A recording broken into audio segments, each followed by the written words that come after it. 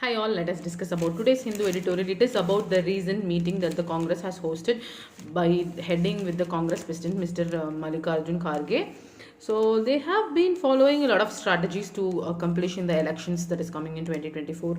They are planning to get into terms with parties, different parties of the same mindset, and they are planning to empower the OBC people in the Congress. So they are giving special allocation for scheduled caste, scheduled tribe, and OBC. They are going to give good positions for these people to be a part in the Congress party, and women and minorities also is going to be given. And there is a framework called Sampurna Samajik Suraksha, which means every Indian has to be getting benefited of right to health. Their health has to be taken care, pension for all the single women out there, and people with elderly and disabilities people has to be given pension, and the child welfare scheme, food security act, quality elementary schooling, and maternity benefits. They are planning to target all these and take care of unemployment and underemployment. So they have very good policies in place. They have been also making such promises in the previous election also. What they have to do is they have to establish a strong election campaign in place and make sure all these election promises are reaching people, especially in the rural areas. Only because of that they will come forward and start voting to Congress. If they just make promises and they do not make it to reach the people, then they might not even consider Congress as an option. So they should have a very good framework to make the election campaigns go to all the nook and corners of India, especially the villages.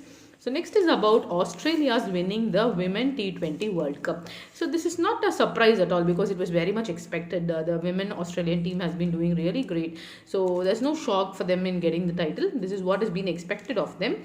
And this is their sixth victory in the eighth edition of the tournament. Only two times they have not won. And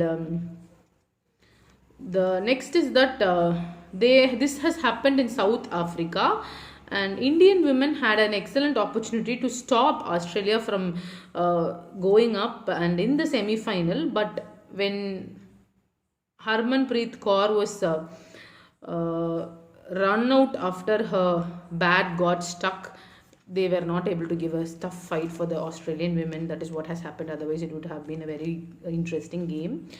And South Africa's presence also was there in the finals. They made the full house at the Newlands cricket ground, and South African women was the real story of the World Cup. They had entered the tournament in spite of Dane van Niekerk, who had dropped from the fitness goals, because in order to qualify for the final match, you have to run certain kilometer in a particular given time frame. She did not do it, and that is in spite of that also they have made it until final is what is their good achievement. And